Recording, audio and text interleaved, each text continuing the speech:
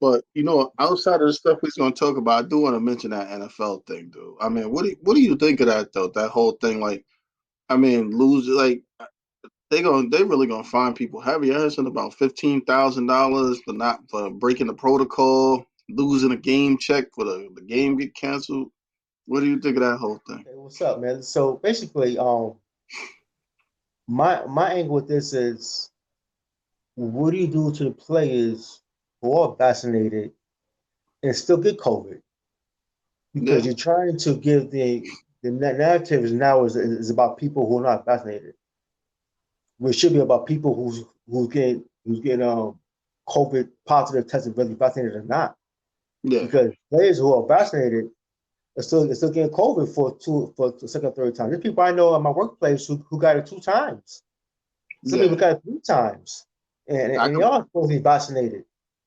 So I think yeah, bro. I think that thing is crazy because I think they really don't want to put the money into it. Because if you look at it, if they went to like a bubble type situation, like the way the NBA did, they probably could minimize it.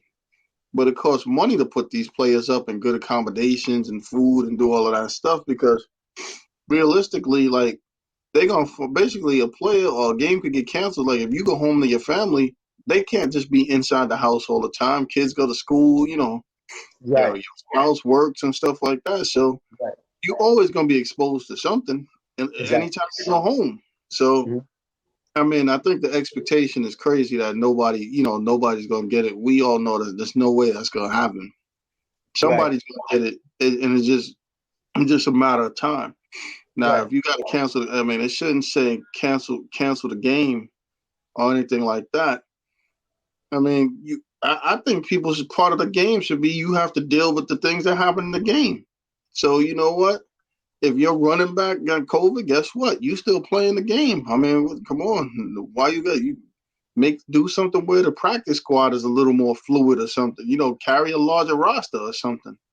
But Right. That'll you work. know, That'll work for sure as far as extending the roster. Um, Please fill me in again because are they focused on just unvaccinated players or just people who have COVID, I guess, or people who so are the shots or not? Because so it's like it's focused on people who are not vaccinated, which is focused on the whole entire league, was vaccinated or not. Because so God's it's gonna get it. crazy. God's gonna get it regardless we have the Yeah. shot or not. So if I'm gonna play who had the shot and I get it again, the team gonna forfeit? Yep. That's crazy. So unvaccinated players, they're gonna get fined for being outside of protocol. So they're gonna get fined $15,000. Like say like if the team says you can't be doing like going to do a commercial or something and you do it, you're gonna get fined. Now, if you there and you with some you with some you still get COVID, they still gonna take and cancel the game and you still gonna lose the money. So whether you vaccinated or not, I mean, why cancel the game? That's the problem. I mean, it seemed like Right. they're gonna cancel the game based on star driven type of stuff. I'd rather play the game and lose than get a forfeit because it's not like they're gonna cancel the game and not give you the loss. You still getting the loss. Do both teams get a loss? No, the team that caused the cancellation. So let's say we don't have any COVID cases or nothing like that, and you do a COVID outbreak. Each game that you can't play, you take a loss. Hmm. And you lose, and everybody loses all the money from the players, the coaches, everybody. I just don't like the fact that the NFL has shown that they have came up with some solutions last season. So now during the end of last season, now they have protocols for players who are vaccinated, who are not vaccinated. Being a bubble here. So now all of a sudden you come with ideas for players who are not. The season get close. Now you want to hurt the players, hurt the teams, no matter what. I really don't understand that, man. Hurting the players in their pockets and giving team losses. It's not gonna end well, man, for the NFL. It's not gonna Yeah. happen. I don't agree with that. Well, just before we go, everybody, it's No Ideas Original Sports. We're talking about initially the NFL and how they plan on canceling games, finding people, and people losing money and all types of stuff with the COVID. Hey, Rain, me and Theo been talking about it. What do you think of that whole thing? Yeah, I think it's a little crazy to be honest with you. For some to some degree, I get it. Right? They're trying to steer people towards, I guess, getting vaccinated is the point. But I think like trying to force people or intimidate people into doing it is a bit much. Um, but I wonder how early on in the game did they notify people? Was this like a last minute thing where it's just starting to come out now and teams and players are being surprised by it, or did they give them some time? Because it almost comes across like it's a last minute kind of thing, you know? I mean, that's what it kind of seems like to me. It seems like it was because I would be surprised if the players wouldn't have started speaking out about it already. It's just weird that they just started speaking out on it now. Like, okay, all of a sudden now we want to start talking about it. So I would think that they just found out too. And then I know you had like the one coach, right, who ended up basically either getting fired or stepping down or whatever that was because he wouldn't get vaccinated. Well, it's two now, Ring. I get one Minnesota, New England. So, It's two now. and counting probably. You know, Right, more people are probably going to go out. right.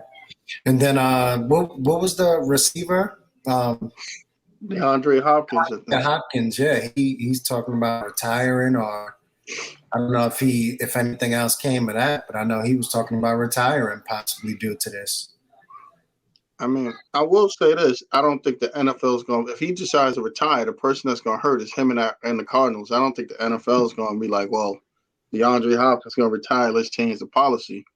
So that's something that he should really think about. Like, if it's his belief not to get vaccinated, okay, fine, that's his belief. But they also not saying that you can't play and not be vaccinated. You just have to make sure that you follow all the protocols and you don't come in there infected. So that Plus, would be I know they have like some additional rules that the players who aren't vaccinated have to follow. So they're kind of, I guess, making it tougher on those guys than they are people who are vaccinated. It's like they have like a separate set of rules or additional rules and policies in place. yeah. I think it's interesting because I don't think you can fight it both ways. If you want to say that you don't want to be vaccinated, okay, that's one thing. But if you want to say you don't want to be vaccinated and you don't want to follow the protocols, I don't know if they let you. I don't know if you could do that. Nah, you can't do that. Yeah, exactly. Yeah. I don't want to be vaccinated and I don't want to do what you asking me to do. Yeah, I don't think that's gonna go over. Yeah, I don't think that's gonna fly. Only Tom Brady could do that. Yeah. But what about from like the coach's standpoint? Like how much hanging out and stuff could those guys be doing? Honestly, the players I get right, but the coaches seem to have it must be something there that's making these guys quit. I don't like how strict are the policies for the coaches. Well, you got to remember, there's a whole section of people even before COVID didn't believe in vaccinations to begin with. A whole group of people, and then like you even got people what was the name John Stockton that was doing ads and publicity with people like anti-vaccination stuff. So that's been going on before this. So some people just believe in not doing it. Then you got some people I believe they say it's like religious things behind not doing the vaccinations. So it's a lot of different reasons why people don't do it. But I mean, more credit to those guys who had the conviction enough to quit or something. To do it. But I don't know if it's necessarily it's not gonna change anything as far as the NFL or anything else. What they Like the do. one thing I wonder is, does this open up the floodgates for other sports, and not even just sports, for other businesses, companies that kind of sort of try to enforce these policies as well? Like, is the NFL basically leading the pack, right? Are other businesses now going to start putting these strict policies in place, or other sports, right? Is next season is the NBA gonna try to implement something similar? Right, Major League Baseball. I think like me and Theo were talking about. I think they do have like the NBA has protocols already or something because You have people like that was messing up the playoffs. People violated. Well, that's why Bradley Bill's not in the Olympics, and that's why some of these guys had. That's why Zach LaVine had to go back or something or wait because of some protocols they must have either violated or some kind of contact tracing. So it's there. Like as far as like outside of sports, I think all different jobs are somewhat trying to apply maybe a little pressure in different ways. So I do think eventually they're going to come up with ways where people going to either get it or it's going to be some kind of issue. Mm-hmm. So I think that just seems to be like the way all the different places are moving. It's unfortunate that it conflicts with a lot of some people's beliefs, some different people's thought process and stuff. And plus, on top of it, it's not exactly been proven to be 100% safe. It hasn't been through the FDA stuff. So people who are doing it, they're doing it electively and stuff. So there's some different things there. But as far as like the way things look like they're gonna go, it looks like it might get worse before it gets better. As far as like how this vaccination stuff's gonna happen. Yeah, it definitely seems that way. Yeah, because I think going out the gate with the vaccination, I think that the thought process was there's going to be vaccination in the whole world. Everybody's just going to jump on board. But I think from what I've seen, I think only like 40% of Americans are vaccinated or something like that, 40, 50%, or maybe 60%. But It's I don't 50%. think it's what? It's 51%. Yeah, 51%. I think they thought that would be much higher. That's what I think. I think they thought it would be much higher. So now this is where it starts getting a little funny about how how you gonna go about getting it done if you really want it to happen. So, Yeah, that's true. An interesting point that I brought up here about the Olympics or something. We already took our first loss to France today. So, look, I see you shaking your head. We lost to Rudy Gobert and Evan Fournier. So, do we really think this is a gold medal team or something? Kevin Durant found out in an Olympic game. I think the leading scorer was Drew Holiday, who just got there. Yeah, it's kind of an embarrassment. I still wouldn't rule them out just because it's the U.S. But now I think they win. And if you include exhibitions, 1 game, 2 games, maybe. I know they lost at least 2 or 3, including exhibition. Yeah. So now this isn't one of those things where it's like a surprise or a shock anymore. This seems like a habit now, losing these games. And like you said, you lose to Rudy Gobert and Fournier. Granted, those guys I would say they're pretty good players, but come on, you have a team full of alleged stars. It's getting some of the other NBA players didn't even play. They didn't even play, so that's what's even interesting. They didn't even have all their NBA players. So like even Frank Ntilikina didn't play. Now, one thing I found, did y'all see the clip where like they were shooting around Team USA and KD hit the 3 and Dame looked like he grabbed KD's ball, but for whatever reason, KD kind of went after Bam Adebayo. Did y'all see that clip? Yeah. And to me, I don't know, that kind of like sums up where they are right now, where it seems like there's zero chemistry because on past teams, I've seen interactions like that, but it had like a joking feel to it. But to me, it seemed like KD was kind of serious with him. I got a sad thing to say about this, right? All right, we got KD on that team that won, right? We got Drew Holiday and Middleton that won, right? You got other than that, let's be realistic. I hate to say it. Most of the people on this team are losers, perennial losers. They might make the playoffs. They get in, they don't win. For one reason or another, their teams don't win championships. Those are the teams we always talk about. They're missing a player, or they need to know how to win, or they don't have the leadership and all that stuff. And it looks like nothing's changed. Like you got the same guys. Like the most experienced people are the guys that came, KD and Draymond Green. Everybody else on the team, some of them never made the playoffs, and they never been out of the first round. They might have lucked out into the finals or something. No, I get picking players for need sometimes, but to me, like I think Julius Randle was disrespected right off the bat when they picked Kevin Love over him. Yeah. Then you follow it up by selecting JaVale McGee again over him. Then Trey Young was tweeting constantly, putting it He was out there. denied. He wanted to join the team. Julius Randle made what, all second NBA, Yeah. second team or something like that, and this guy can't even. He's begging to play, and he can't even get an invite. You got JaVale McGee out there. Granted, I get, you need a big man, big down low presence, this and that. But how many big men are there in Team USA basketball that's going to dominate down low? Where you need a conventional big man. So just for that reason alone, I wouldn't mind seeing them lose. Because I think like their selection process needs to be reviewed.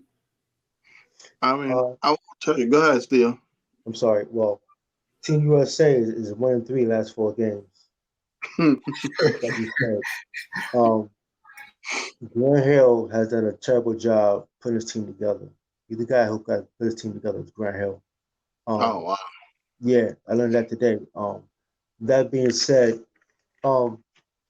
is what games like this. So I guess looking like this make me think back to Milwaukee Bucks super teams in the theory that you need super teams to win.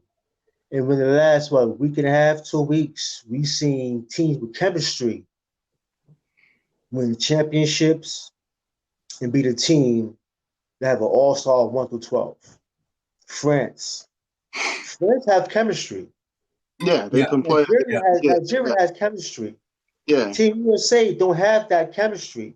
No. Milwaukee Bucks have chemistry with one main superstar.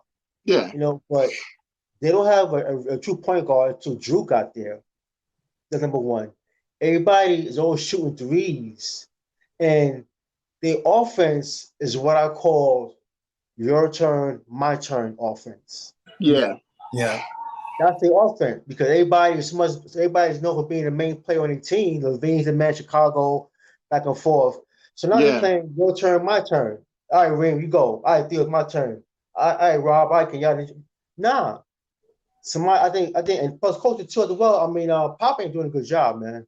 I don't know if he's scared to put his foot down. Yeah. God can have certain roles and swatting pride for sure. That's number one. But the offense is your turn, my turn, and there ain't gonna be nobody in Tokyo. That's for sure. I think it goes back to what Reem said, and it's sad to say because I think that in other teams, Popovich probably didn't have to tell those guys who the guys should be getting the ball, because realistically, if I'm Popovich at this point, I'm telling them, listen, you see this guy with the number 35 or the guy that plays with number 35 on his shirt, Kevin Durant, you guys play around him. He doesn't have to give you the ball. He should just be playing his regular game. The rest of you guys got to move down for him. But yet and still, even him, he's like, you know what? I'm going to lay back or whatever. Realistically, he's the guy. Right. It'd be hard pressed to find a team that he's on that he's not going to be the guy. So, to me, I wonder how much this highlights exactly how good LeBron James is. Because if he was out there, I'd like to believe none of this would be happening. Well, they definitely wouldn't be winning one out of the last 4 games or whatever it is for sure. One thing I would lead that team.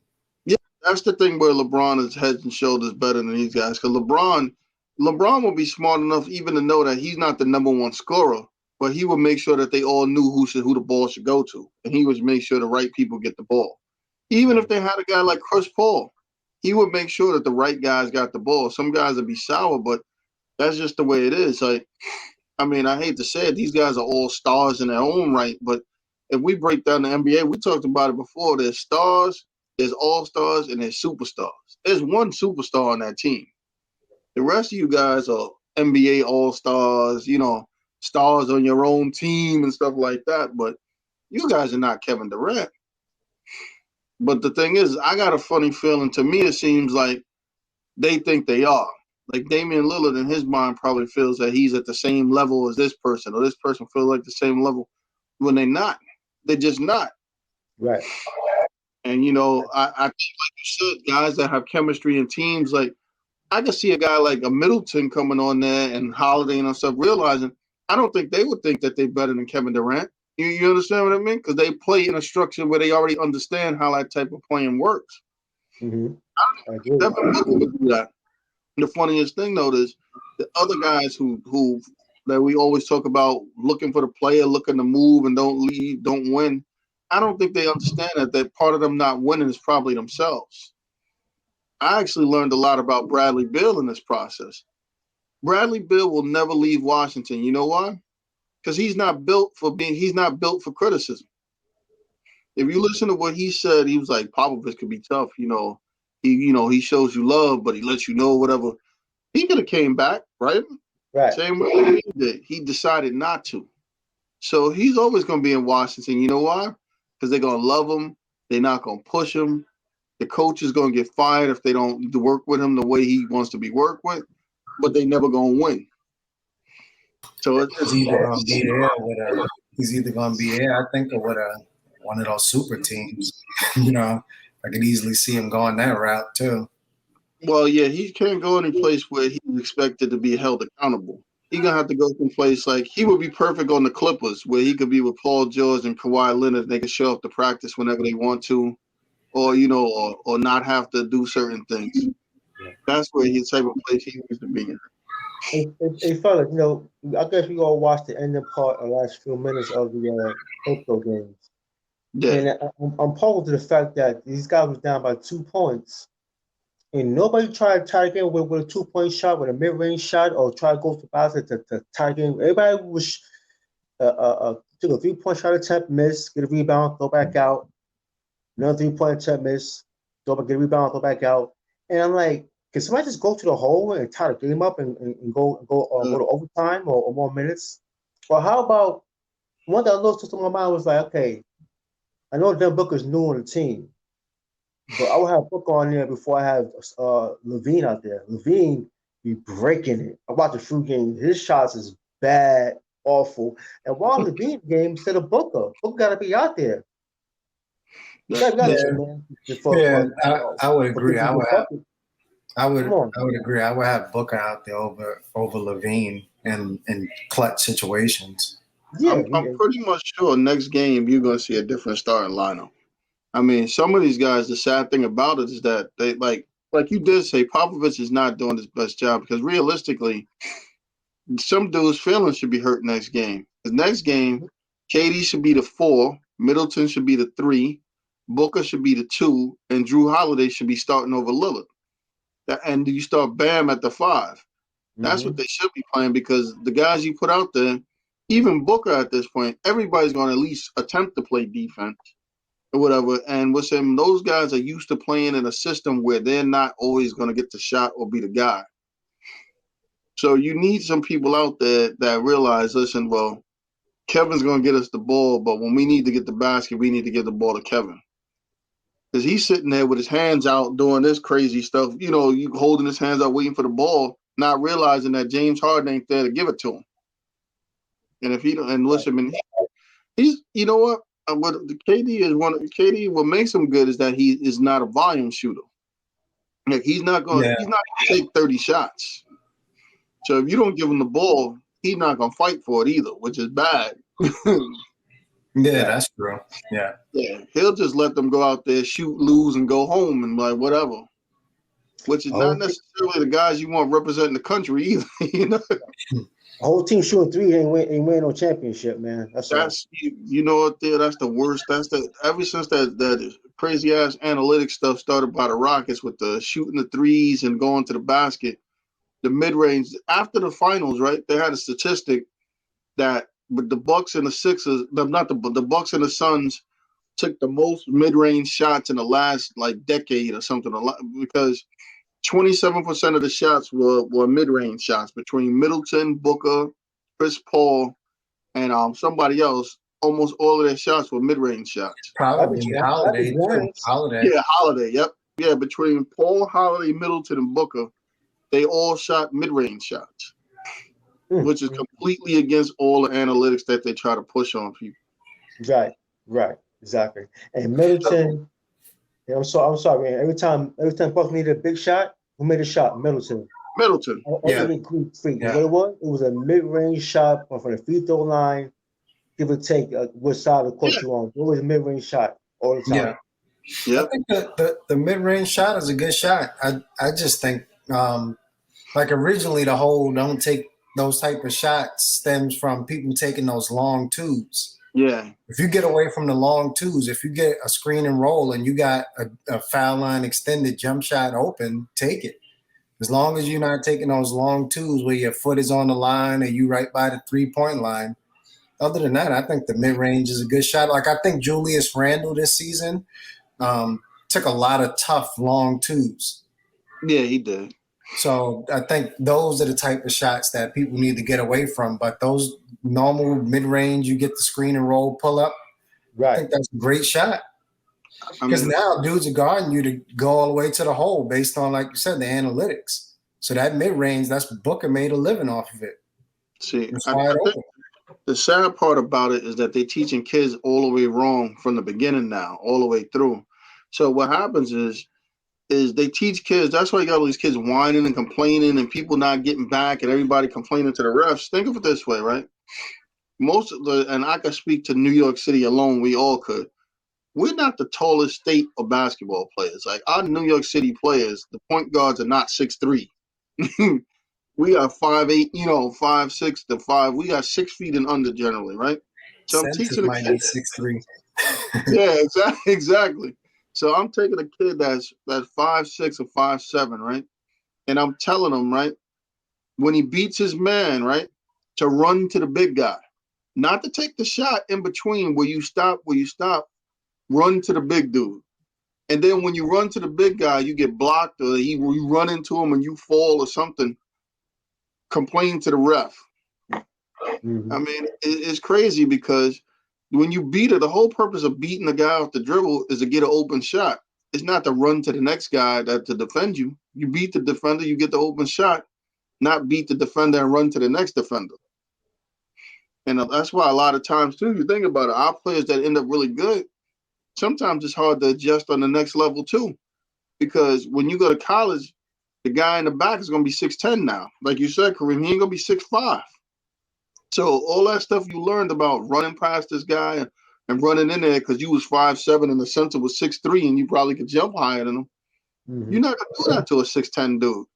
You're Right. going to run in there and you're going to swat it in your face, or you're gonna get knocked to the floor and you're gonna be looking at the ref like I got fouled while they running back down the other end of the court. Mm-hmm. And that's just how basketball is. Mo, how many guards you see standing there complaining with the ref while the ball is going down the other end of the court? A lot. That's a good point. Yeah, they're teaching people the wrong way now. The whole purpose of beating the guy off the dribble used to be to get the open shot, not beat the guy off the dribble and run to the other guy. Let me beat him and let me run to the big dude standing there.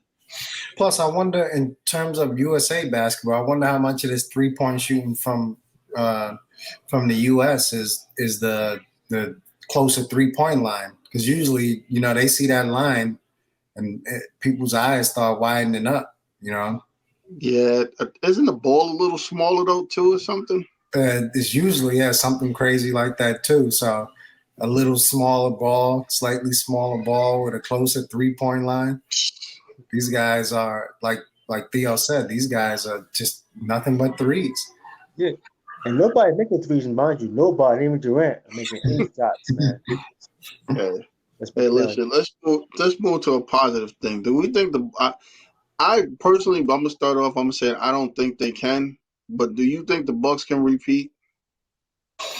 I wouldn't rule them out, but I'm not. They're certainly not my favorites heading into the season. I would go with the Nets, assuming they're healthy, which is a big assumption, right? Yeah, And assuming Kyrie decides he wants to continue playing basketball all season long, especially when the playoffs roll around. As long as the Nets stay focused, and again, you can't predict injuries, but as long as nobody gets injured, any major injuries, then I'm going with the Nets coming out of the East.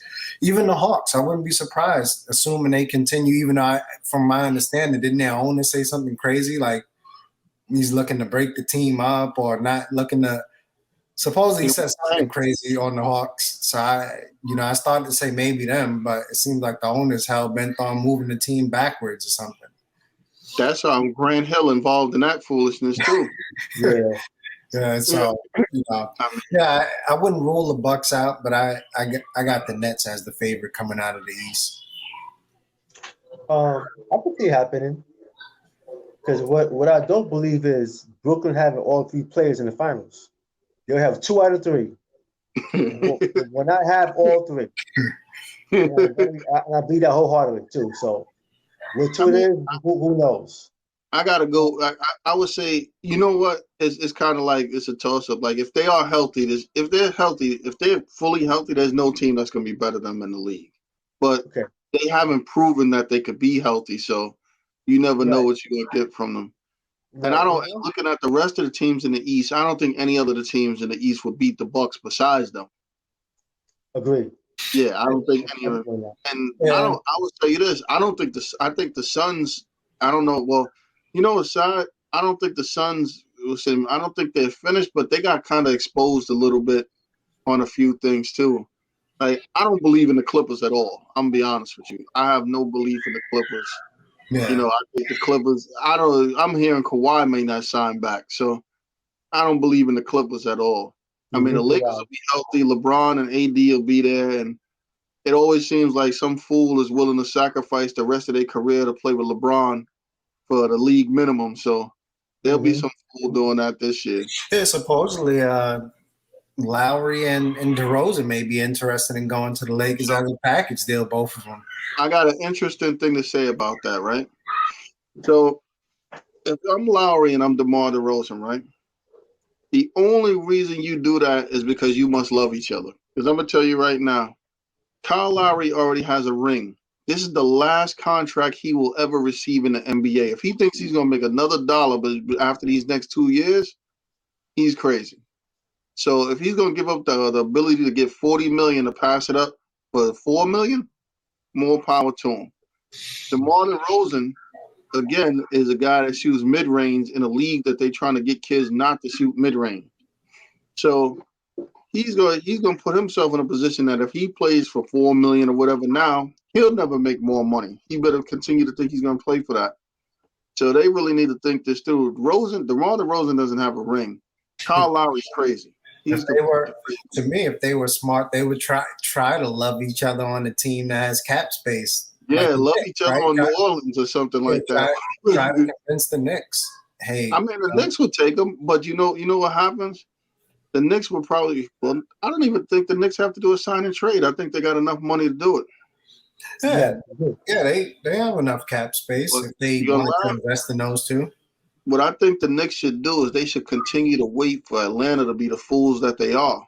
Because what's going to happen is either John Henson, I keep watching the TV and seeing them wanting to give Cam Reddish away. The Knicks right now, if they gave the 17th pick, Cam Reddish would be on the team. So if they're foolish enough to want to give Cam Reddish away, the Knicks should take him. You know what? All right, we'll give you that. Yeah, we'll give you the 17th pick for Cam Reddish. So you just draft some other guy that's not going to be able to do anything. Mm-hmm. I heard that. Plus, that's getting 2/3 of the band back together, so to speak, right? With Reddish. Now you got RJ over there. Mm-hmm. Now you just convince Zion at some point, right? See, that's the crazy thing, too. That's one team that the Knicks could do a deal with, too. So if the Knicks really wanted Lonzo Ball, they could do a sign and trade for RJ Barrett, and Zion and them will support that right away. Yeah, you sure would. Yeah, he would. You would have to give me more than Lonzo for him. I think I like Lonzo. I would love. They probably would try to give you Lonzo, but you don't want the other guy they're gonna give you. They're gonna want you to take that Steven Adams money. Don't get me wrong; he's serviceable, but that's a lot of money. I think Steven Adams still got 2 or 3 years at $20 million per. Right now, they would take Kevin Knox for Steven Adams just to dump his contract. They might have to attach some picks to Steven. I heard another crazy deal too. I heard another crazy deal. I heard that that New Orleans might trade Eric Bledsoe in the 10th pick just for the 17th pick, straight up with Memphis, just to get rid of him. Yeah, because they want to get rid of that contract. Yeah, he has at least probably 2 years left on it. We all know New Orleans is a small market team. I think they're on the way up, obviously, with Zion, but they're a small market team. So who wants to pay Bledsoe and Steven Adams, and be a small market team still losing? It's a lot of money tied up in those guys. Yeah. I mean, so while we talking about the NBA, we might as well continue going through it. What do you think about CP3 staying? I mean, I think it's a 50-50 thing. I don't think it's like a clear cut that he stays, because the one thing about CP3 is he's not Lowry. CP3 wants his money. So if the Phoenix Suns don't pony up the money, he will definitely leave. Yeah, I don't think it's a given. I think he would be wise to stay, assuming they offer him a decent deal. Decent meaning good money. He's obviously, like you said, he's opting out for a reason. What is he leaving? $40 million on the table or something crazy like that? So you're not going to get him for 2 years, $50 million, $60 million, right? When he has 1 year, 40 and change or whatever it is. Yeah. You're going to have to give him a deal that's at least, I don't know how many years, but $100+ million at least. Yeah. And if they're not willing to, I'm sure other teams will be. I'm sure the Knicks will throw some money at him. Would you give him 4 for 120? Because I think that would get the deal done. If I'm Phoenix, I think I would. Would the Knicks give him 4 for 120? That's a question. If I'm I think they would. Whether it's a wise move or not, I'm not sure. I think the first year, next year, if you do that, next year it'll look great. Even year 2, it may look great. Years 3 and 4, that deal, I may be a little concerned. If you give me a team option for year 4 or something like that, I may be inclined to do it. But obviously, CP3 is not going to want to do that, right? Nah, I couldn't see. He's historically chased the money, because remember, people thought he was going to try to fight his way out of OKC. He was like, nah, I'm good. He's going to get his money. And think about it. Think about what he did over there in OKC. He made them a relatively decent team. They were like up and coming until he left. I will tell you this. If CP3 were to go to the Knicks, I might have to put him in that category, close to being able to beat the Bucks too. Because I think certainly shooting the ball. What happened? The Knicks, who's shooting the ball? He had Cam Johnson. You got Booker. Yeah, even Jay Crowder was knocking down shots. They would have put it this way. They would have to re-sign Alec Burks and the other dude, Bullock. They'd have to re-sign both of them, because that's the only way he would work. We would have to re-sign those guys. Maybe try to bring in a JJ Redick or somebody. At that point, you might as well keep Kevin Knox. Kevin Knox could shoot. His problem is just let him. Yeah. Right, that's Kevin Knox's problem, is we drafted him so high and we want to put the ball in his hands, and because he's light skinned, think he's Jason Tatum, and he's not. The guy's just a spot up shooter. Kevin Knox can shoot. Yeah, Kevin Knox. Believe it or not, Kevin Knox is sneaky athletic too. He could jump too. His problem is his ball handling and his motor. Kevin Knox never he's fully engaged.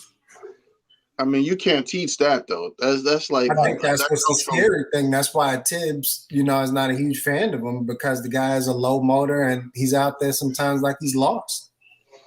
Yeah, he ended up on the Cleveland Cavaliers and turned his career around or something. It seemed like every time somebody leaves the Knicks, they wish they get better or something. You put him in the corner and just let him spot up. Kevin Knox will knock down a couple of threes per game for you.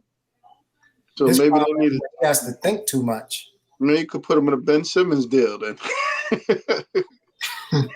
They need somebody who could shoot. Give him Kevin Knox and RJ Barrett or something in a 14th pick for Ben Simmons. Would you do that? To be honest with you, I actually like the direction. I like the direction the Knicks are heading in. We got three picks, right? Two first rounders, an early second rounder. I don't know if we'll draft 3 players, right? We may cash in a pick or 2, to move up or whatever it is. Assuming we don't make a bigger deal with those picks, right, and try to trade for some star or whatever it is. But I like the direction. To me, to be honest with you, I would probably keep those picks.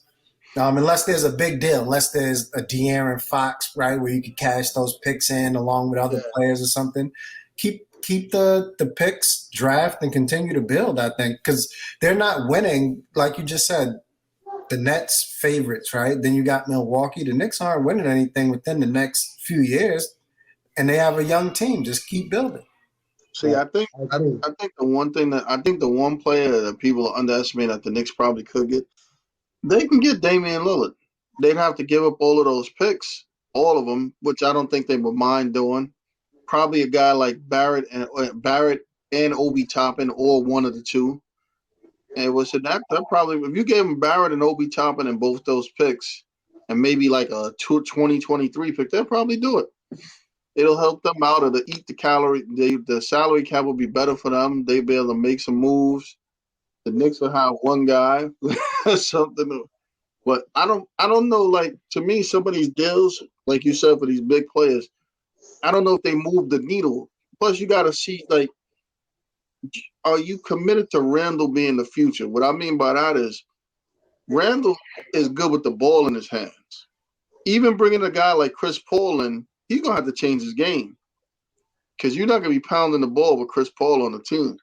So you got to figure out whether you want a point guard, or you want a two guard / point guard or something. Some guy that gets 6 assists and shoots, or do you want what's the name? You want a guy that wants to control the team. Like a guy like Lonzo Ball might be better for the Knicks just because I mean, he may want to get a lot of assists, but I don't ever see him like that. He defends well, so that'll help. And but his shooting, so it's kind of in between. His But shooting, I think his shooting has improved too. yeah, it has. It definitely has. But some of these other guys out there, there's a lot of guys out there. I would take Lonzo on the Knicks in a heartbeat, to be honest with you, and I still may draft the point guard. I mean, I may pick up Lonzo as a free agent if I can, if it's a decent deal. $20 million per, you probably get him. And I still may draft the point guard. I'd take a fly on Sharif Cooper. Why not? yeah. I mean, Run that second unit too. A backcourt maybe quickly and Cooper, or you could even throw quickly eventually in the starting lineup with Lonzo, move RJ to the small forward. Depends on who you pick up. I'm glad we transitioned to that. So let's talk about the NBA draft, and let's just kind of go through. We'll go through and we'll just to look at what we think players and what teams need and stuff like that. So let's start with Detroit, and I'm gonna go out and say any player that could do anything. What do you guys think Detroit could use? I think they just make it simple. Take Cade. Make it simple. Unless you can squeeze these guys maybe, because I know Houston is supposedly desperate for Cade. Yeah. So if you could do one of those Luka, Trae Young type of flip-flops, if you're that sold on, let's say, Jalen Green, if you're Detroit, that is, and you can pick up another asset. But outside of that, just make it simple. I said take Cade with that number 1 pick. Agreed. Okay. So Houston, that's another team. As much as they think they got something, they need everything too, I would say. But I would probably go with I would personally. Well, they got the other tall dude that he's kind of temperamental. He's pretty good, but you never know whether he's gonna show up to the game either. But I think I would take Jalen Green. Yeah, you got Kevin Porter Green, and who's the guy that Christian Woods. Yeah, Christian Woods. Christian Woods once got mad. The reason he left Philadelphia is because he said he was better than Joel Embiid. I mean, at least he has confidence in himself, I guess. So yeah, that at least that's somewhere. Then you got Cleveland. Again, that's another team. I mean, I guess Jared Allen's a good piece.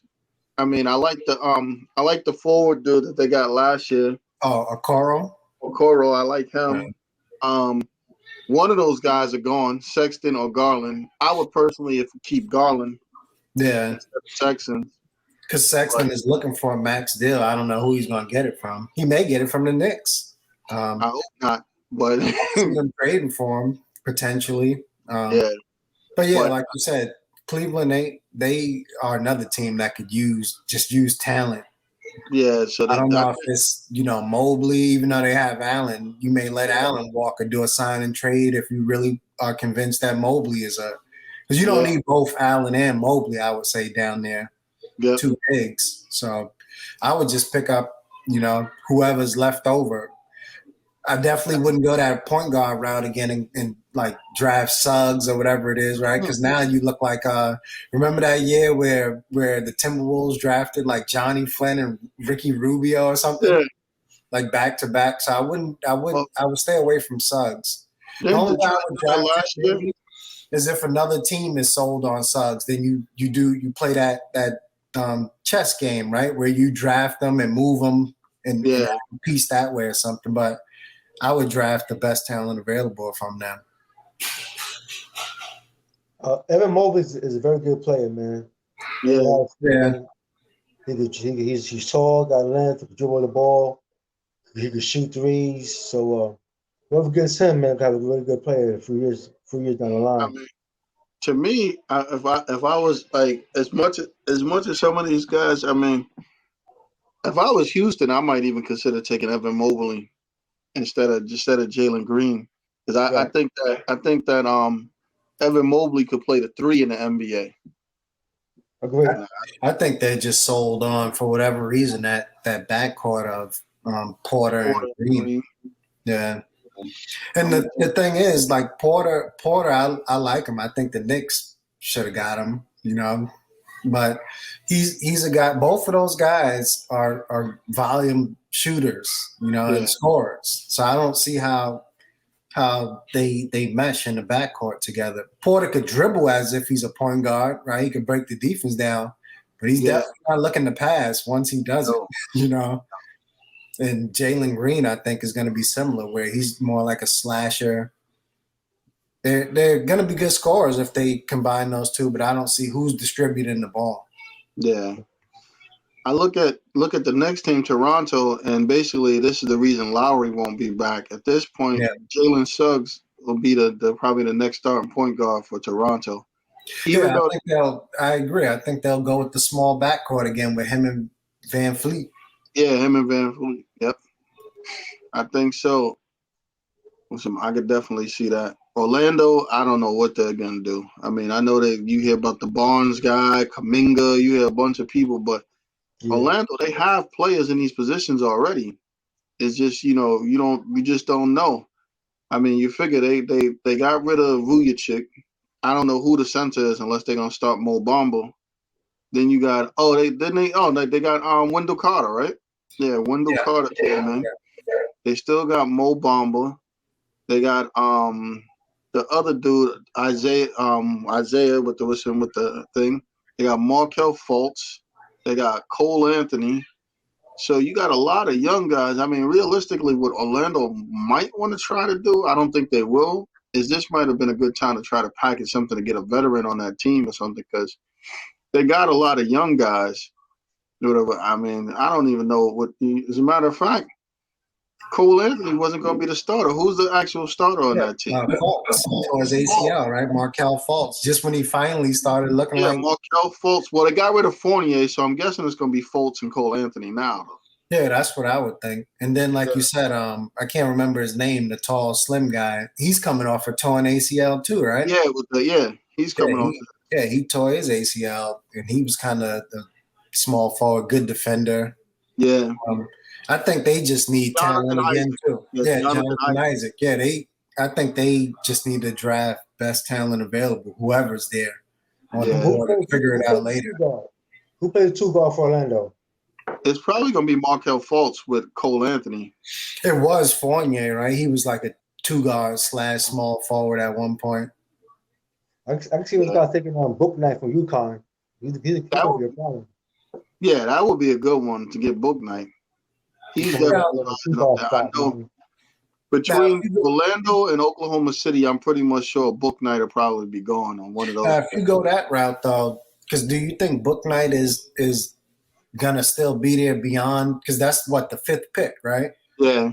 You think you pick him at 5, or do you try to play that game where you slide back a couple of spaces because I think Kaminga seems to have more of a name for whatever. Yeah, he does. I like him, Kaminga, but a team may be willing to give you an additional piece, a draft pick or whatever it is, or a future asset to move into 5 to draft Kaminga if he's still on the board. I think the only thing tricky about that is You that can't slide Kaminga, back too far because then Book Knight will be off the board. yeah, Right. Kaminga doesn't have a position. That's the only tricky thing about it is that he's a high energy guy, athlete, plays defense and stuff like that. But Book Knight is A small forward or yeah, Kaminga. you don't know, power forward, but Book Knight is a 2 guard, and he Yeah. can shoot and he shows some stuff. I Right. think him and the guy from Florida State, Scotty Barnes or whatever, Yeah. Yeah. those guys show some stuff. Now, some of these other guys they took about, I don't know too much about. Like I seen him play, but I didn't think he was. Did you think Franz Wagner was that great? I didn't think he was horrible, but yeah, I wasn't sold Yeah, on I him to wasn't. be, I mean, would you put like? I seen them predicting him like in the lottery, and that's confusing to me to see why he would be picked that high. Especially when you think about it, the Knicks personally know what his brother could do. I actually like and he's a reach to be like too high, but I like Kispert better than Wagner personally. Yeah, for what they do, I do too. I mean, Sometimes a college setting could kind of deceive your mind. And you have a guy yeah, coming Yeah, that's true. a personal workout. You're like, wait a minute. Yeah, that's You true. know, 2000 this draft is can I start rising up because they're showing more in a personal workout than ever did in college yeah, Yeah, system, that's so true. to speak. You know, so right now he's got to get a chance to show the full arsenal of skill sets right now in his workouts. So maybe guys like him and Moses Moody or stuff like that, he's got to show yeah. up doing workouts, man. So Yeah, that's That's true. true. Yeah. They got that kid from Australia that he's supposed to be like, let's say, just moving down once you get past Orlando, Sacramento to like the Giddy or North something like that. City or something. That he looked pretty good. hmm Yeah, yeah. right, agreed. Did a team like Charlotte? I mean, I don't know what they could use. I mean, they really could use a big man. Yeah, they got to Yeah, go big. yeah, they need a big. Yeah, Yeah, I don't know they if they're need gonna find it, in this in draft his drive. Yeah, at I mean, to position me, they're picking. the best big man on this draft. I don't. He might be there. They might take him. Kai Jones from Texas, yeah, Yeah, yeah, I like them. If I'm but them, I take a fly on somebody like him, or I'm trying to package this pick for a big man. I'm sure the Knicks. I don't know about this high. I don't think he's worth it, but I'm sure the Knicks will do something silly and move on from Mitchell Robinson or something. yeah, that's crazy. I hope not. So yeah. I can see the Hornets offer him. Not even this pick. I think they can give you something else probably for Mitchell Robinson, and the Knicks would take it. I will tell you this: if the Hornets don't go for somebody like Kai Jones, I know San Antonio will because they don't. Oh, they don't have no bigs. They got the one dude from that came from Toronto, and he's not the greatest at all. He's just basically serviceable. I mean, he plays okay defense, averages about 6 or 7 rebounds and 8 points, and he's the starter. So I know they'd be looking to move on from him.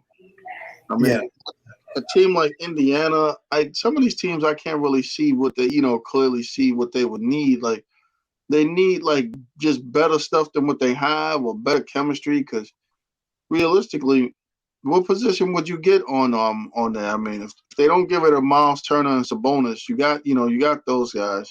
You got Karis LeVert. You got what's his name? The guy that scores a ton of points that sat out the season because he hated the coach. Really, what's his name? He was on Phoenix. Oh, He, T.J. Warren. yeah, you got Yeah. T.J. Warren.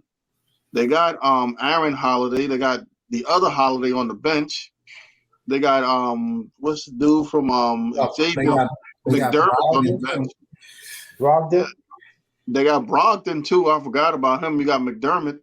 I mean, what do they need? Like, I think they need more like veterans, I would say. Just continue to add veterans to that team. Because I don't really see like a rookie coming in there with the guys you just named and getting a substantial amount of minutes. I just don't see it. Unless they move some of those pieces. And, it seems like they're more than willing to. You keep hearing, for whatever reason, Miles Turner's name is out there. Maybe they just don't think him and Sabonis could coexist. Even Brogdon, right? Supposedly they offered Brogdon recently in some deal or something and it was turned down. But Brogdon's name is out there constantly now in deals too. I mean, I think, to tell you the truth, I think Miles Turner will work out really well on the Knicks for the type of style he plays too, where sometimes he can step away from the basket to keep those lanes open for Randall to go to the basket and stuff. Plus, he defends the rim well, hits shots and stuff. I think he would be a good fit for the Knicks. Yeah, and I don't think they have to give up that much to get him either. Right. Yeah, I agree. I mean, then you got other teams like Golden State. Golden State. You could upgrade off of Wiggins, but I think he's getting better. He played better this year. Yeah, I like Wiggins. Kelly Oubre is out of there. He's definitely out of there because he's looking for a starting spot. So you might need a backup. Then as far as the bigs, you got the kid that was the second pick in the draft last year. So you want to at least give him a shot. For some reason, they seem to be, at least if you go by the rumors, they seem to be hell-bent on trading him or something if you go by the rumors. I'll tell you what, if I'm the Knicks, I'll get in on that one too. You want to give – I've seen Wiseman play or something, and that kid is special. So if they want to give up on Wiseman already, some of the people that you look at, that you see that I can see popping up in rumors with local teams like the Knicks or the Nets is what's the guy from Sacramento that he keeps trying to get out of there? The tall guy, he was like a second or third pick. Bagley? What? Marvin Bagley? Yep. I can see him being on the move. Yeah, because I think is he a restricted free agent, Bagley? I don't know, man. Yeah, but for some reason, I know his father made some comments too. He seems to always be injured. Yeah. He seems like one of those guys who just desperately needs a change of scenery. Yeah. I think he could play, but he just seems to constantly be like, no matter what, he seems to be, he just can't get right on that team. You know what it is? It's going in his favor. Yeah. He's the type of guy that he would do well on the Nets. You know why? Because his father and him need to see him on a team where they can't be sitting around telling everybody he's better than everybody on the team. There's no way he could go to Brooklyn and his father could say he deserves to have this or he should be doing that. And there's not that he can't go to the Knicks. Tibbs is a tough coach, and he's already a complainer and a whiner and all this other stuff, and I don't know how that's going to go over. He'd get traded there and be in Tibbs' dog's house forever. He'll be like stuff that won't go over too well. Yeah, he'll be like Kevin Knox over there or something. Tibbs plays guys tough, and Bagley, at least so far, early on in his career, he's not built for a coach. That's not a good fit. Yeah, that's not a good fit. Hell, Bobby Porter's coming back as a good fit. They could bring him back. That wouldn't be bad. He ain't going nowhere. Yeah, I don't think so either. Give him he's going to get a decent contract and re-up. Yeah, I think so. You guys was talking and made me think about a trade or idea. Listen, Miles Turner on the Nets would be a fantastic fit. Oh, yeah, that would be great. That would be great. Great for Brooklyn, man. They get Miles Turner to play middle for them, man. Good God. See, the one thing the Nets got going for them is that people think they don't have cap room, but if Spencer Dinwiddie leaves, they got money. Plus, in addition to that, you could always leverage. Not sign those other guys. Yeah, you can leverage whatever Dinwiddie's going to get as a sign and trade, right? Yep. Yeah. So if Dinwiddie is, some team is willing to pay him $20 million per, whatever it is, then there's your $20 million in quote unquote cap space, right? Because you can move him now for Evan Turner or somebody making $20 million or so. Yep. Yeah. So that's a chip they can play. I'm sure they're gonna do that. I'm sure they're gonna do a sign and trade. It should be a sign and trade with Dinwiddie because he's definitely out of there. I would say I don't see him. Yeah, he's talking about $20 million per. I think this team, believe it or not, I think he would do well on a team like New Orleans. I think he would do better there than. I like Dinwiddie. I think he would do well on the Knicks, to be honest with you. Oh, he would. And I tell you what, if CP3 decides to leave Phoenix, he'd do well there too. Yeah. I like him. The only thing that scares me is his health, and not just because of this torn ACL, but if I'm not mistaken, I think he tore an ACL in college too. Yeah. So, this is like his second ACL tear. which is a lot. A lot of guys struggle to come back from one. This is number 2. Yeah. But his game, to be honest with you, his game is more like he's not an explosive leap or anything. He's more like crafty and shifty, which Yeah. can also be dangerous though, right? Because you see, that's how a lot of these guys now are tearing those ACLs, not because they're jumping through the roof, but they're doing these Euros and stuff like that. Remember that's how Katie's Achilles tendon was all for trying to make a cut. And isn't that's how Markel Fultz may have torn his, right? Either on a hop step or on a Euro step. Same thing with Jonathan Isaac. So a lot of these injuries are coming more from hop steps and Euros now than they are, these high flying jumps. So that's the only thing I would be concerned about with Dinwiddie is maybe the injury. But from looking at his videos of working out, the guy looks good. He looks good. Yeah, he seems like he's in good shape. Again, it's different playing in the NBA game, I would imagine, than working out. But he looks ready to go. Yeah. So we got a couple of other like mid-team, like the Wizards, Oklahoma City. They got 2 picks. Memphis, those type of teams, like Memphis. I mean, Memphis could use talent too. I think they're a team that if they get this guy back for the full season, Jackson, that'll help. I mean, I like the 2-guard dude. I think he's real tough. He fouls more than anybody in the league. But when you watch him play, that dude is a tremendous defender, and he plays with a lot of heart. He really goes after it. I forgot his name. I forgot his name. I think he's the heart. He's the heart of that team, I would say. Yeah, his toughness. So him and Morant, that's a cemented backcourt. And even this dude plays well off the bench. Grayson Allen, he comes in and gives them good minutes. And they got Desmond Bain. They got a lot of good off the bench back guards. Who is the small forward over there though? That's the key. Who's starting that small forward over there? Yeah, that's a good question because right now nobody's really coming to mind. So that sounds like a position they could probably use. Right. As a small forward. I don't even know who they have off the bench at the small forward position. No, I mean, I know they got this dude, but I don't even think they're going to re-sign him. Justice Winslow, but he never played. Yeah, he never really played.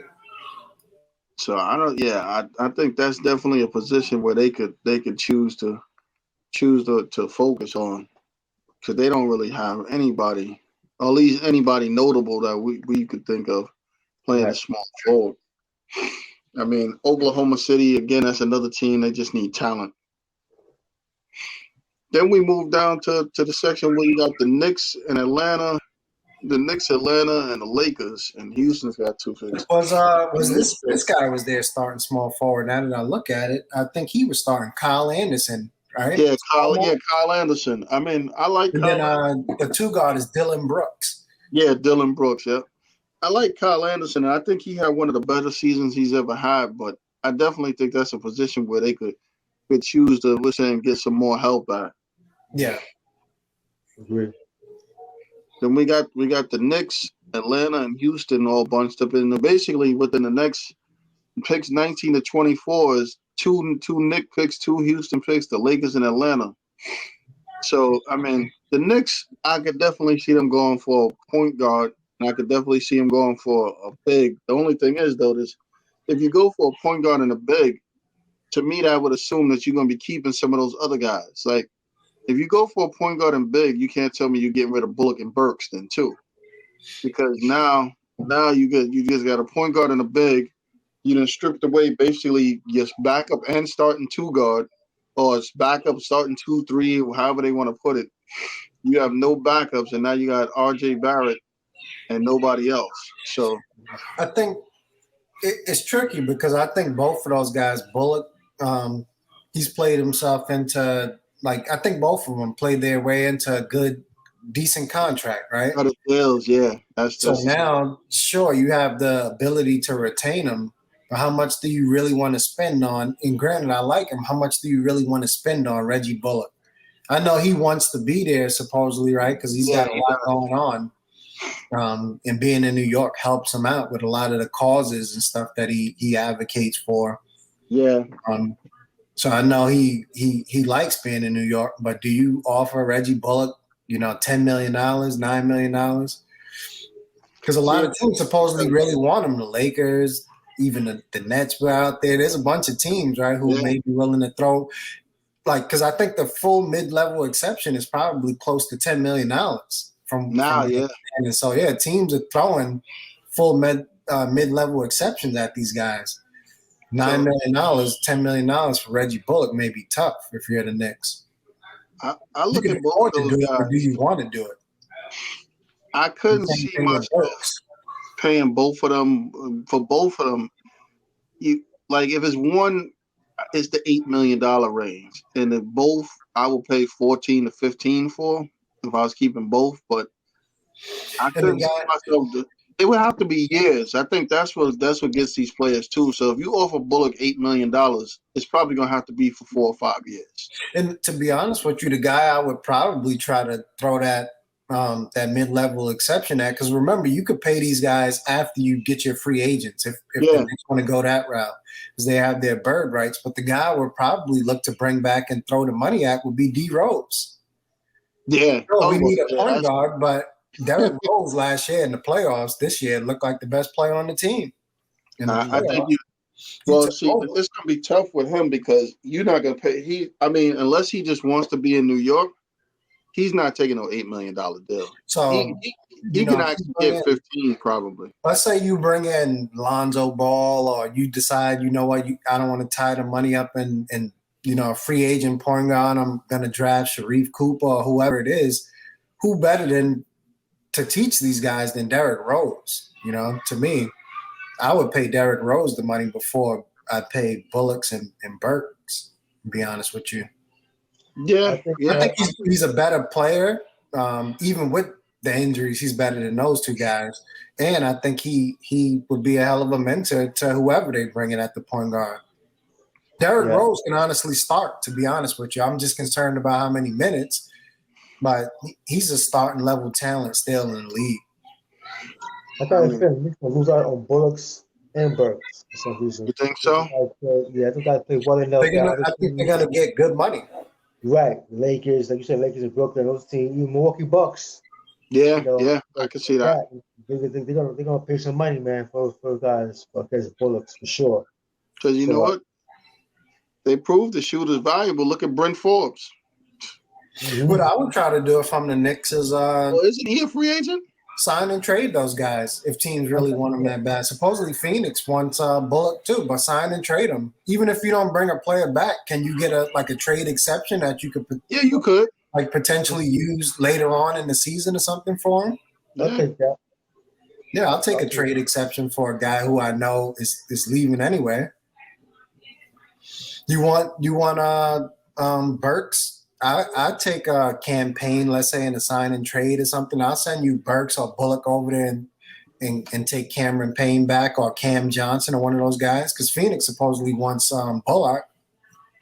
yeah, See, Cam you might Johnson get going paid. nowhere. Yeah, they're not getting Cam Johnson. They're not gonna get rid of.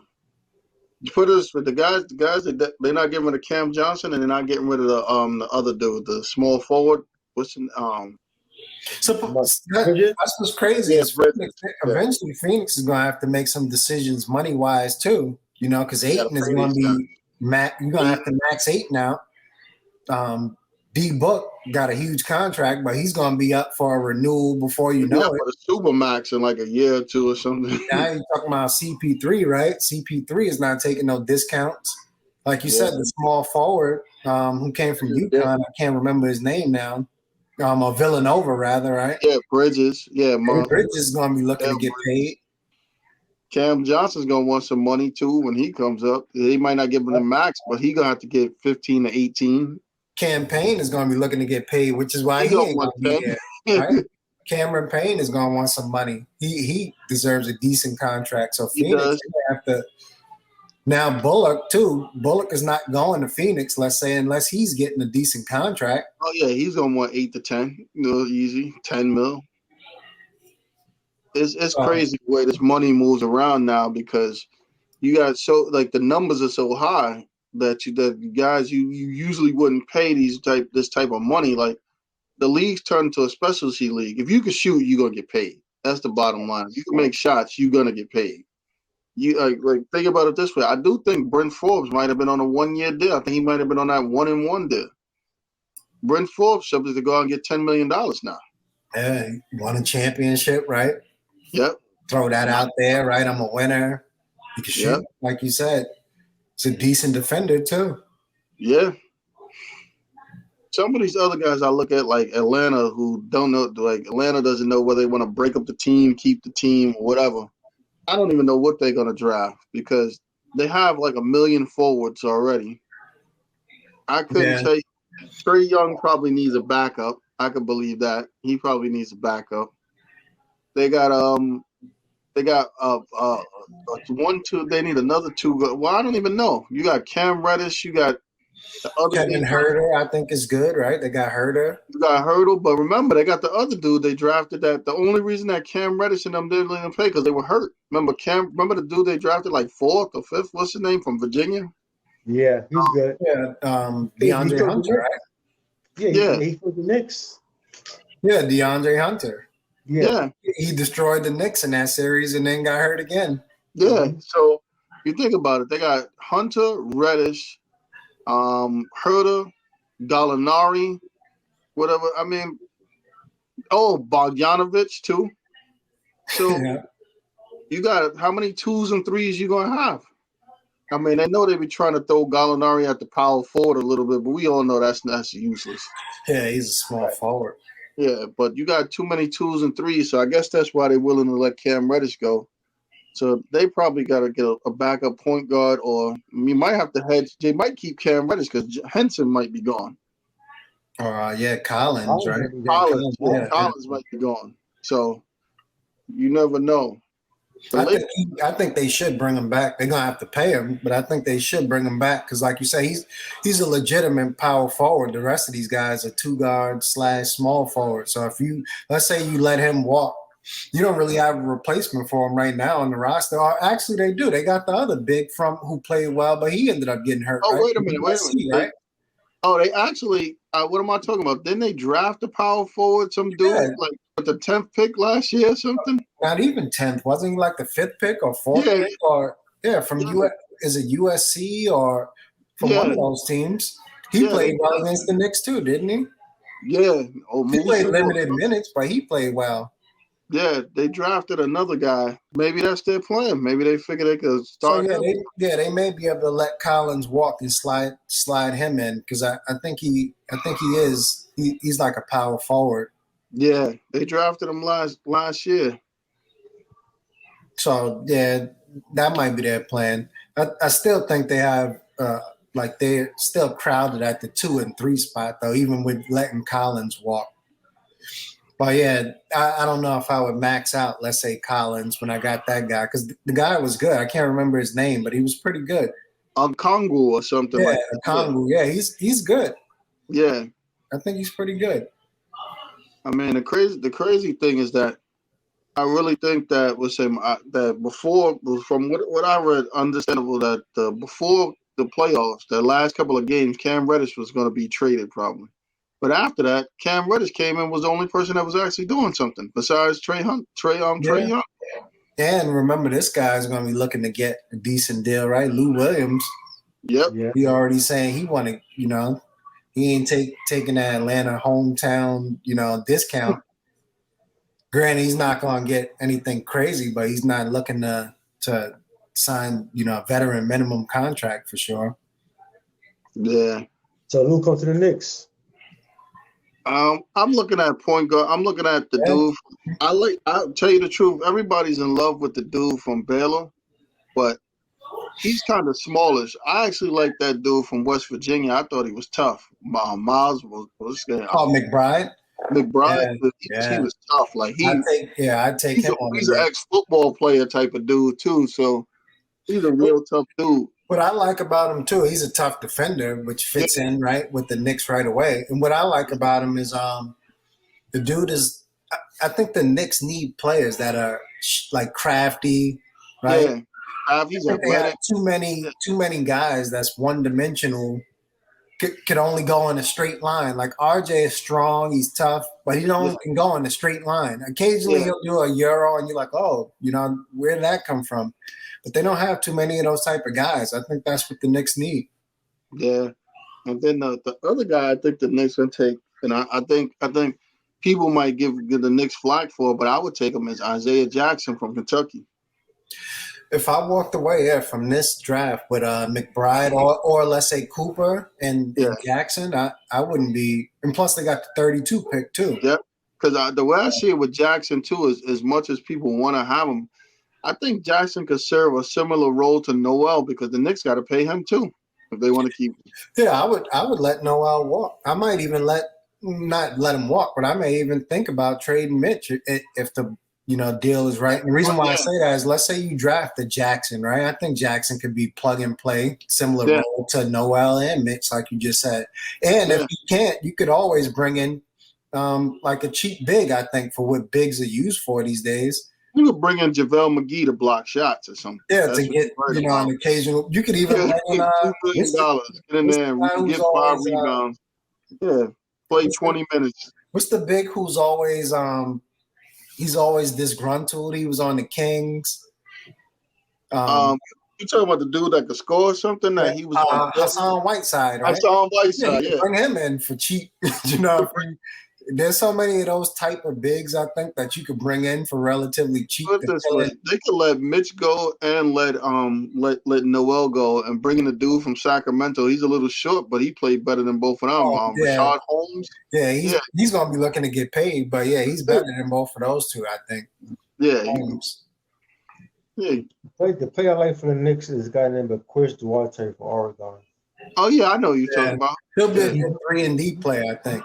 He's He's a good tough. deal, man. He's tough. He can make shots, so he can make shots. He's a Well, if guy you that bring like the him, yeah, fans you want can to for. bring back Bullock or Birch. One of those guys could go definitely. Yeah, Yeah, because he's he's a along too, those man. lines as them. He's one of those type of dudes. Yeah, I think the more reason why athletic. the reason why he's falling back in the draft and is due to no fault of his own is I think he's 24 years old He's already. old. The sad thing He's about it either is that 23 or 24, something like that. being a senior hurts you. That's sad, but yeah, but playing 4 years actually hurts a player now. Yeah, Yeah, he's a 4-year player, but it shouldn't hurt him, but it is. I think the guys that's taking a hit quietly on the people are not paying attention to is those Baylor players ain't as high up on people's lists as what people thought before. Davion Mitchell and all those guys. I mean, I like they, him. I like both of them. I know, but didn't Butler have he was cleared to play, but he had the heart thing, right? Right. yeah, Like he had that heart concern, but I know they did clear him, but that is probably red flag still all over teams' board with him. yeah. So he's gonna slip. These last couple of teams, they all besides Houston, that's just gonna pick best player available. You got the Clippers. I don't know what they're gonna take. The Clippers Best will player, probably take whoever. best player. Denver, I don't know what they're gonna take because they really a lot of these teams don't really have minutes for guys. Mm-hmm. The Yeah. Nets, they would be good off if they could take a big guy. That would be to me, that's the only position on the Nets that, and you're gonna laugh, big guy and point guard, because again, like Theo said, you don't know what the hell is gonna happen with Kyrie. So you might need to have a good a good point guard or something. And I thought the guy they brought in, the point guard, I thought Oh yeah, he's good. right. Yeah, I think he's pretty good. I They think he'll brought get him to in stick last around minute. too. He'll go into camp. He'll get to stick around. Yeah, I like him. I think he should stick around. Philly, they need to stop using the power forward as the point guard or whatever. And maybe they need to get a point guard and let Ben Simmons just get to the paint or something. That might help. And Yeah, Philly. Phoenix and Utah, I don't know. I mean, Phoenix, I don't think you could draft the heart.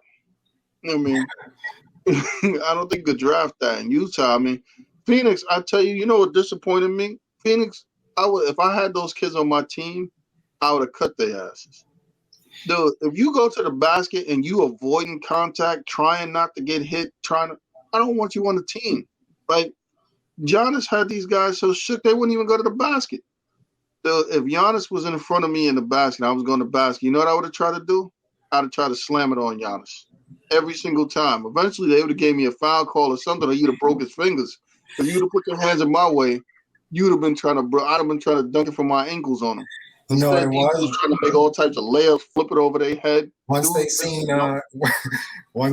what happened to Ayton, right? Yeah, they didn't even go to the basket no more. Once Ayton got blocked on the alley-oop attempt, nobody else wanted to go in there.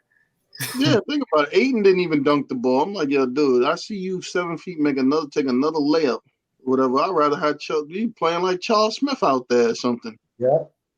Phoenix is not a physical team though, so you want somebody to be what they're not, man. You know, they went to farm because they got to shoot 3 points all damn day. Phoenix might need another dude like Jay Crowder on the roster. Maybe they need to pick up Justice Winslow or somebody like that. I do agree to some degree with a lot of what people are saying, that Phoenix was there because some of these other teams were hurt.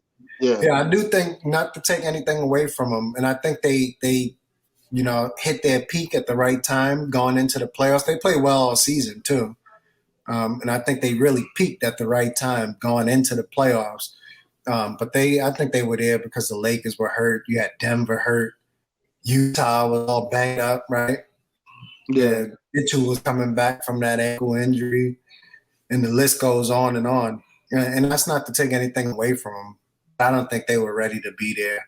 Like, the Bucks went through stages to get there. Phoenix was the worst team in the league last year, right? Or one of the worst, and they jumped all the way to the final. Yeah, they played well in the bubble, and it just carried over.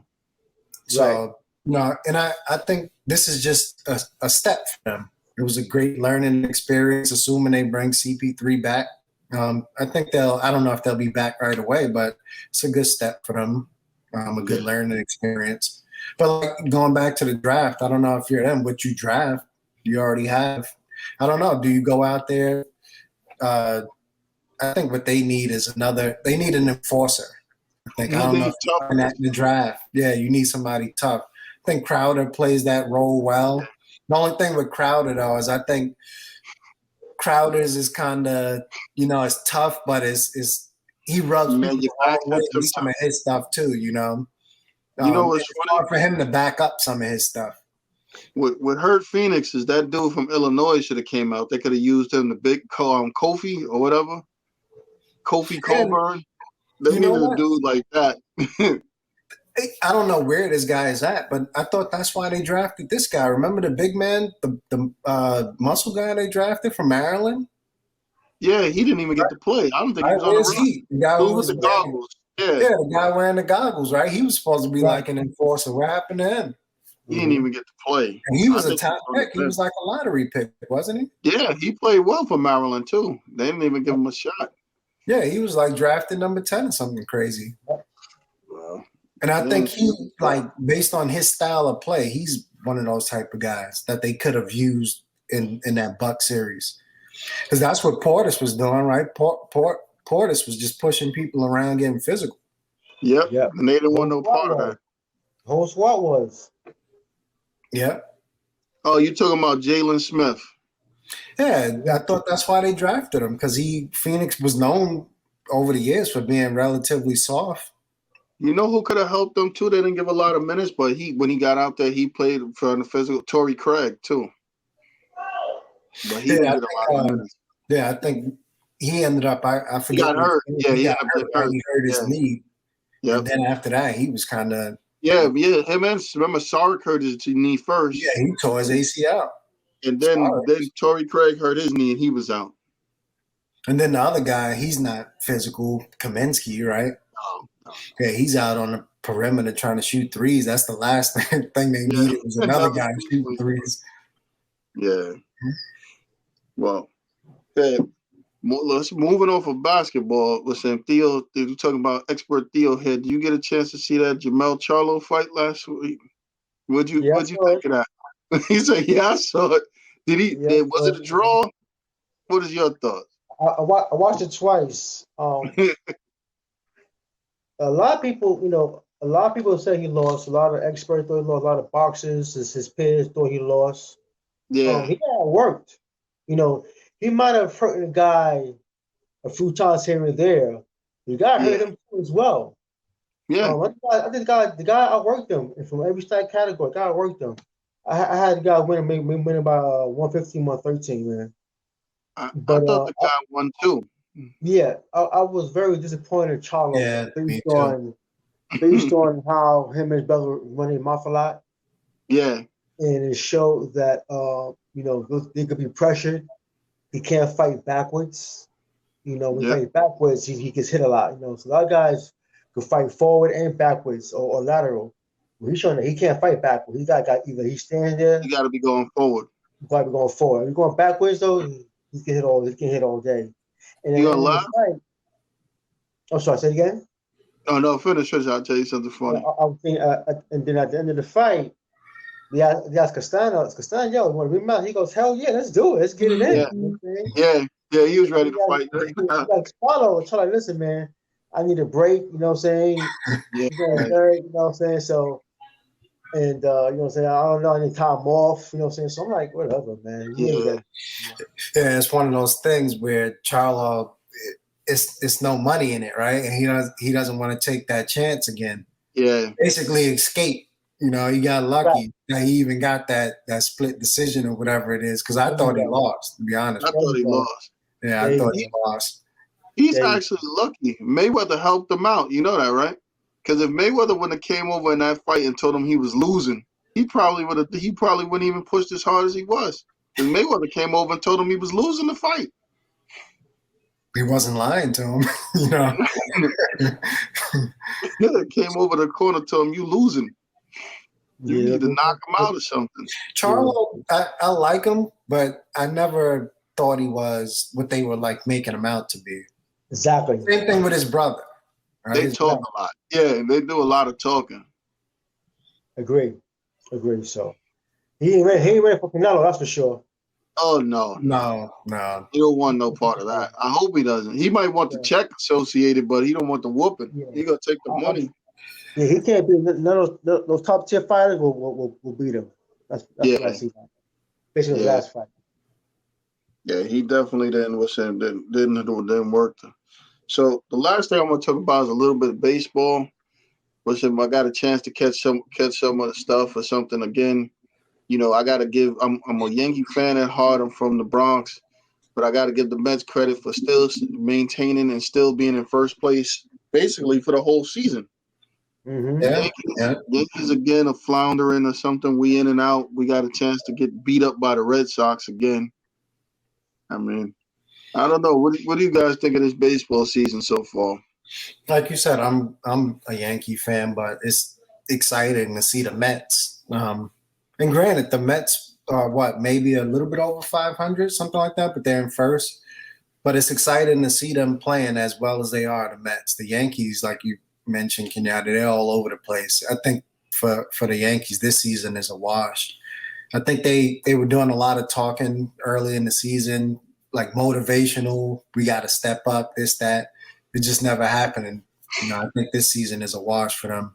And I think they definitely have some concerns, too. I would say moving forward, the Yankees, they got to figure some stuff out because you can't go into next season, too, with this same roster and expect it to just, change on its own. I think they got a lot of decisions to make. But besides the local teams, I know there was some controversy with Stephen A. Smith, right? Didn't he mention something about Ohtani? Yeah, There was some, but to me, that guy is incredible. yeah. He's leading the league in home runs. He's up there, batting average, RBIs, runs batted in. Guy's dominant. Wins as a pitcher. Yeah. Yeah, the guy, yeah. What could you say? How could you not like him? I think Stephen A. should stick to basketball and only basketball. Just leave it at that. No UFC, no boxing, just basketball, and that's it. The Mets are doing good this year. I don't think they're a World Series team by any stretch, but I think they're having a good year. I think maybe if they add some pieces to the team, I might change my opinion. But the Mets have a good year. Happy for them. But they woes come from the bullpen. The bullpen is awful. Yeah. Not the Achilles heel. That's going to stop them from not going to the advanced four in the playoffs. And they could use another bat too in the lineup. The Mets could use another bat. Yankees is just like they have too many holes, man. Yeah, First of all, the starting rotation ain't too good outside of Garrett Cole. You got Kluber and Severino and the other yeah, guys. Well, these guys having Tommy John surgery, so you got to watch for the Yeah. guys come from Tommy John surgery. They will come play with us and be great. Nah, yeah, you can have three guys in rotation coming from Tommy John surgery, man, and expect to yeah, win and go far. David Torres seemed like certain teams have figured out how to pitch to him. He's the Yeah, he's same hitter struggling. he was a few years ago, right? And plus, he's like decent as far as playing defense. Because he really second baseman playing shortstop, so yeah, he still Yeah. has some shortstop woes. COVID hit is real bad, along with a lot of injuries as well. The Yankee problem with Yankees is that they're like an '80s team, all power hitters. They all yeah, play small Yeah. ball, like Yeah. the Brandon Williams, Paul O'Neill, Luis Polanco, stuff like that, Knobloch, and the yeah. Roaches. Those Yeah. guys were contact hitters, play small ball, play good defense, was Move the clutch. runners. Yeah, Right, they rely on home runs all the time. I mean, you got to say that Voigt, Stanton, and Judge, and even Sanchez are the same hitters. Home runs yeah. and strikeouts. You know what's So, interesting? They bought up Andujar for a while, and he actually was playing well. And right, and when they brought him up as a rookie and let him play earlier, what was crazy is that Andujar, a lot of people don't realize, led the whole major leagues in doubles. Yeah. Yeah. mhm, And he had 30 home runs and got sent right, down for defense. And now these same guys you got up here that's getting opportunity, their defense is shoddy too. right, Yeah. right. And like Yes. Theo said, these guys, everybody's trying to slap the cover off the ball. Yeah. Nobody's satisfied with a single or a double. Mhm. I want to It's add either a too. strikeout or a homer. I Yep. want to add too as well, man. Before I forget, Yankee. When Reem said this, it took in my head. The next few years gonna be tough for the Yankees, man. As Yeah. far as trying to assemble a team, because this team right now is not assembled correctly, and you No, got Stanton with his contract is going to cripple us for many more that's years. never coming off. Nobody's Coming taking that. off. And we're already seeing our rivalries already transition to the younger core players. The Red Sox playing young guys, the Rays playing young guys, Yep. Toronto Yep. playing young guys, and then young guys aren't even playing, but these guys are producing as Well, I well. mean, look, you got to look at. I mean, you got We got Vlad even Jr. better. Yeah, you Right, got Vlad Jr. on Toronto. right, right. Now, what's our farm system on the Yankees? Because usually they have a decent one, but I don't even hear about who they have. I mean, well, we They bought got up that they Florial got kid, them. right? Esteban Florial. They bought him up. I Right, don't know how much he's playing, but he was like the number one prize guy. right. He's on the team now. The Yankees, their farm is pretty much loaded. Yeah, But they never want to bring these guys up and let them just play. They expect when you call them up, they expect quick gratification, yeah. so to speak. Yeah, that's true too. Yeah. When like Boston and other teams, like, all right, cool. Yeah, Ring, you're still playing. Seattle, you're still playing. Go out there, let's go. Don't You worry know what about we that. forgot about too? Remember, Aaron Judge is still on a rookie deal. He'll be off of that deal in like a year or two. They're gonna have to pay him like some ridiculous numbers. Oh yeah, Stanton type money. Yeah. Yeah. There's no way. I wouldn't accept anything less.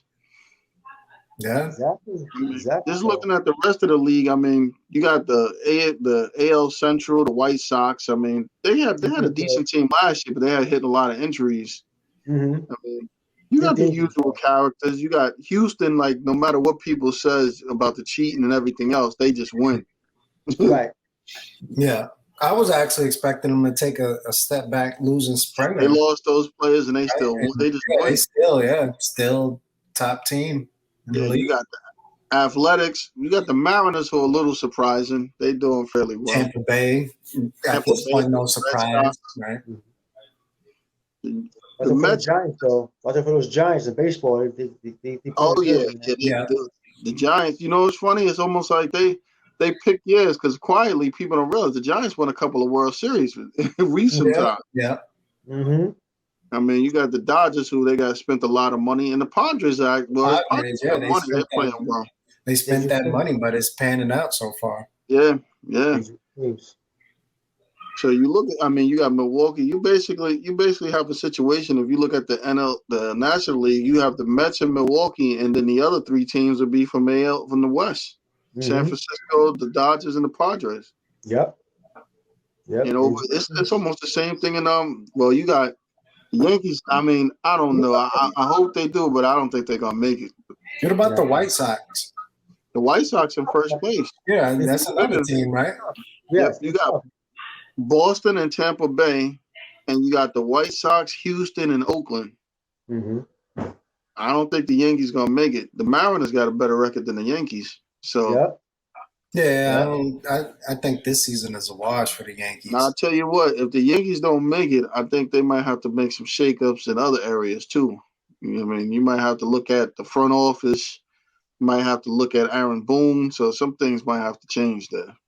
Agree. Yeah, I would agree. I think I could see Boom being the first, the first one out of there. Yeah. So guys, again, it's always great talking to you guys.